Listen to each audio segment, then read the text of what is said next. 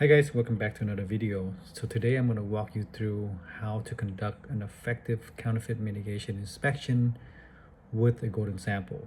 So I'm going to walk through a typical sample example of how a distributor would do it, and also walk through at the same time also show you the benefit of having a golden sample as well as data intelligence from Accurus when we partner with them, because the combination of the two will give you the highest level of confidence that the part is authentic. Otherwise, you are just digging in the weed. Jump right into this example here. This is the single 2-input NOR gate with open drain by onsemi. This is the part number series, but the part number that we're interested in is the MC74VHC1G03DTT1G. Now the package type is TSOP5, so it's different from all the other. It's already obsolete, and let's say you happen to design this in, and it's hard to respin the entire board for just something that that's maybe end of life already. The program is close to termination, almost done with the program contract, and so all you need is a couple parts to fulfill the delivery. So how are you going to navigate it without having a counterfeit part impact to your company? So let's take a look at this part. It's obsolete. Now the one thing you notice is that once the part is obsolete, you no longer have access to a data sheet even from the manufacturer themselves, and that is a risk. So where else can you get the data sheet? Well, probably you can get it through DigiKey, but the best way to get to the data sheet, or even looking at historical data sheet, is from Accurus Parts Intelligence or BOM Intelligence. But let me go show you how difficult it is to get a data sheet, an older data sheet with this part number. So let me go ahead and navigate to DigiKey. Now, just because the part is obsolete doesn't mean there's no inventory out there. So I highly recommend you to buy parts from authorized distribution only, and only if there's no more available inventory, then you would go out to the open market, and that's what they're for. But so go ahead, take a look at this one. It's still available, 903 pieces, and if you look at the data sheet, there's nowhere to be found for this part number, right? I did control phi up here. It's not in the part, it's not in the data sheet. And also the TSOP TSOP5 package is not shown here. So how do you get access to all the data sheet? Even DigiKey doesn't have it, right? And that is where Accurus would come in. They have an archive library of all historical data sheets. So let me go ahead and navigate to Accurus, and you can see, let me start from here. First you search for the part number, and then found the part number, and you can click on the documentation. And typically, if we have this part documentation here, typically is showing the latest data sheet. So if you look at the latest sheet, you get the same result as DigiKey. So the beauty about Accurus is that they archive all historical data sheet more than even the manufacturer themselves, as you can see. So let's go ahead and expand this. You can see that the data sheet goes all the way back to the year 2000. But let's just go ahead and go back 1 year, 2024, or one revision back. And now I can do control phi, and the part number is here. So now we know this part is obsolete, TSOP5. So what do we do next? So the next thing we do is we want to buy this part, Google the part, see where else is available, right? We know that it's available from DigiKey, but for an example purpose, let's say it's not available. So what do we do? So we would go up and find from Google. Let's go ahead and Google the part and type in the part number, and you can see Mouses might still carry some, and it says obsolete. DigiKey have some, as we saw earlier, but assume that those two don't have it. Where do you want to go next? Flying Wing have some, so let's go ahead and take a look at Flying Wing. So Flying Wing component has, Flying Wing Tech has 2,092 pieces with minimum buy of 1. Now the inventory that they have here is that they're not authorized distributor for onsemi, so we don't know. So we have to assume that this is an open market part. So for open market part, you would look for top marking, you do XRF and X-ray, and die decapsulation per AS 6171. So let's go ahead and take a look at this, right? All they have is a 3D mock-up of the part. Same with DigiKey. That's all you have. Even it said that the image shown is a representation only. Exact specification should be obtained from the product data sheet. So we know that this data sheet is a later data sheet that doesn't have this part number. So we have to rely on, again, Accurus. So let's go ahead and open that data sheet from Accurus again and take a look. So now you have this data sheet, you have the right revision of the data sheet for this obsolete part. You go up to the very top and you look at the marking. So you see it's supposed to be marked with 3 characters and this micro dot. So you have to go up here for the micro dots, and the micro dots are PB free package. But if you read it though, it said micro dot might be in either location. Date code orientation and or position may vary depending upon manufacturing location.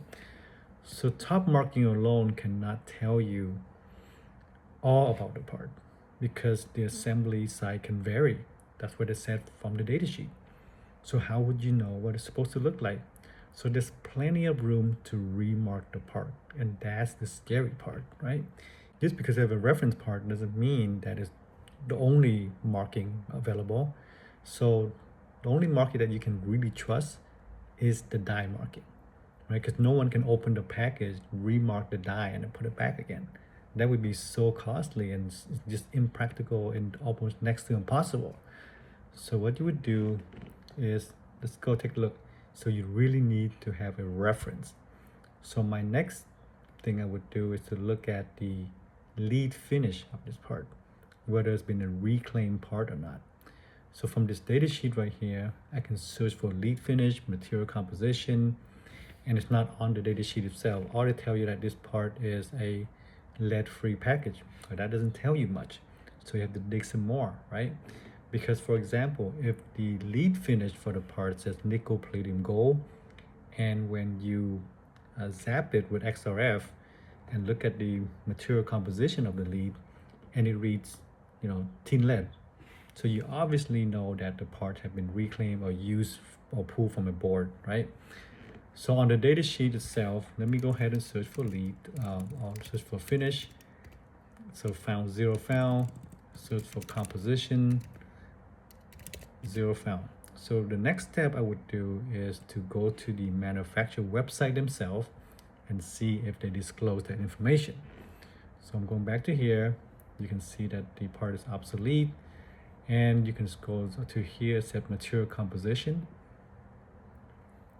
Wow, look at that.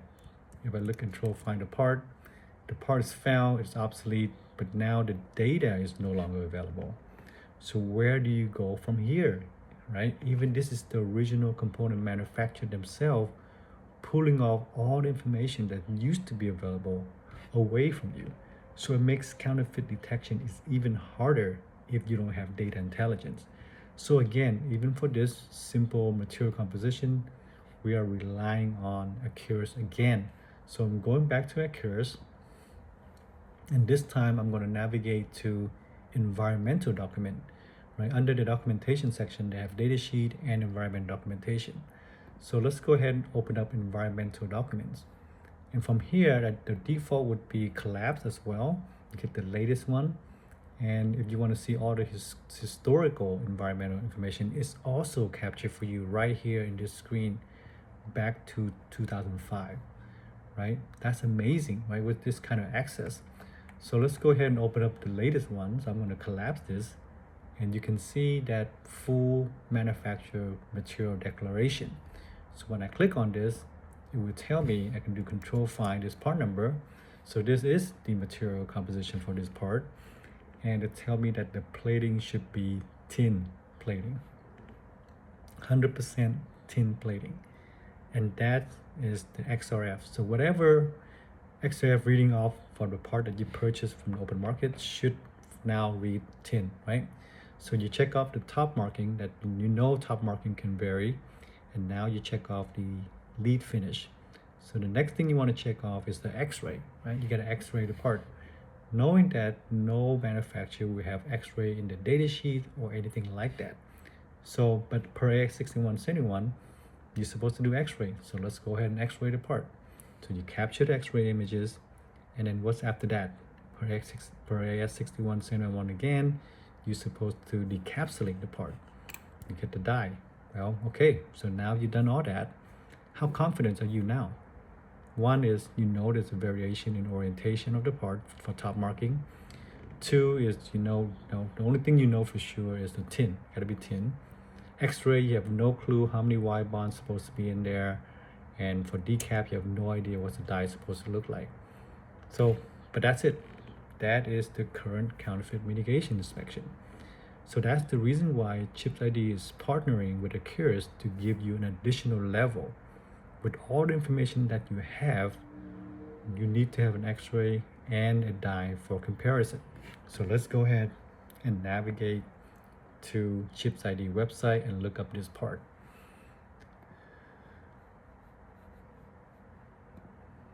So here's the part, but let me go back. So at the database, you can click on the database, and if you leave it blank, you have access to all of the golden sample available, right? Another missing point I want to find out is that when you buy from open market like Flying Wing, they didn't tell you, let me see, I'm gonna go back. They didn't tell you what day code you're getting. All you know is that this is the part. So they only tell you the day code once you receive the part, right? So you don't know the day code. So once you get the day code, another thing I want to check for die variation. What is the die supposed to look like before and after the change? And typically for a die change, you have either a die shrink, meaning you can shrink the die and make more on a wafer for profit, right? It's all about profit at the end of the day. And then next is yield, right? If it's a low yield, they're probably going to discontinue that part. Normally they don't do a die change for better performance. Might as well just upgrade to the next family or series that have a better performance. So typically die shrink is the one where they have a die change. So where do you find out about die shrink? Again, through product change notification, PCN. You can get PCN through original component manufacturer, but the thing is that you have to dig through it, right? It's not organized in any fashion. Older PCN, they might even not show it to you, right? Because it's so old, they're not archiving it for you. Same thing with material composition. Same thing with datasheet. They don't archive that for you. So where's one place that have all this information is again Accurus database, Accurus data intelligence. So we rely on that again. So let's go ahead to Parts Intelligence and go to alerts and look at PCN. They have EOL, PCN, part status change. So let's look at PCN for die change. So I'm just going to do Control Find die. So there's a die part change notification here. And that has nothing to do with the die itself. It's just the epoxy to glue the die down. That doesn't matter. The die, its physical die itself is the same. So we know that there's no die change. Okay. So next, what I would do is let's go ahead and look at the database and search up that part. So here it is. If you leave the source ID blank, it will search the entire database to see if there's a match. So now there's a match to that part number. This is the golden sample from chipsID. They purchased this through, you can find out by clicking on View Part. They purchased this through DigiKey, authorized supplier for onsemi. And they also tell you the country of origin, Malaysia, right? And they give you a day code. So they acquired this part with a day code of 2338 and the lot code with traceability yes. So now this is the golden sample that you have access to. Remember the data sheet? They tell you you're supposed to have 3 characters and the microdot. Now you look at pin 1. Pin 1 is way up here. Or isn't it supposed to be over here per the data sheet? If you look at the data sheet again, right? So the data sheet, the pin's supposed to fill in, but the microdot, why is it not square, but it is actually a circle, right? So you don't have a golden sample. Is this a counterfeit part? Okay, and remember the microdot could be over here, depending on assembly site. For this one, I happen to got it from Malaysia. So this is Malaysia top marking. Who knows what Thailand top marking is supposed to look like? But if it's different, doesn't mean it's a counterfeit part. So, and if you look at the bottom, this one does not have bottom marking, but some parts do have bottom marking. And so if you don't have that information, how do you know the bottom marking is supposed to be marked with something there or not, right? And if you look at the leads, you see this is a golden sample. So you have exposed copper, right, from the lead itself. And you can see all this the imperfection at a part. Because again, this part is blown up to, 80x or 50x. Be able to see this part. This is a SOT package, it's very small. But these are normal. This is a golden sample. How often do we look at part under such high magnification? We don't. So that's why when we do, we see all this imperfection and we say this is a counterfeit part. Well, it's not, it's a golden sample. Even if your device and the test look like this, it should be fine, right? And so now that you know that what it looks like, now you take a look at X-ray. Okay, now we have a reference. That's the purpose of why we X-ray the DUT, because we have to compare against something. If we don't have it, why do we even bother, right? So here it is. This part has 5 wire bond coming from each leads. And then when you decapsulate down to die level, you can see, you can either click here to enlarge the image, or you click on full screen and get the full die in high magnification. You can scroll around. And you can see this is a VHC1G03, as well as other marking on the part as well, right? So there's also EA or AE, there's also AE, A2, right? There's so many things on this part, right? So to close it out, click back. What you can do here, you hover around the die to examine it, and if you were looking down the Keyence digital microscope.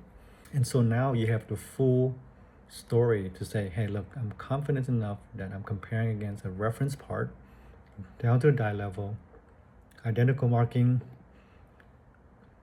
top marking looks good, and so Y bond looks good.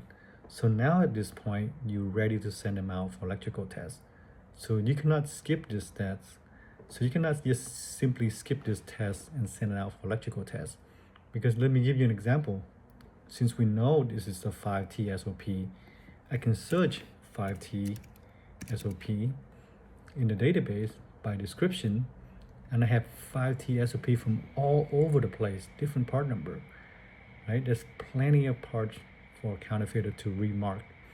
And like I said, top marking can vary per the datasheet, right? So anyway, that's a wrap. Hopefully you got learned something from this video or this session, and I'll catch you in the next one, right? I'll continue to give you more and more example of how golden sample combined with data intelligence from Accurus, chipsID and Accurus will provide the highest level of confidence when it comes to counterfeit mitigation. So I'll catch you next video. Take care. Bye now.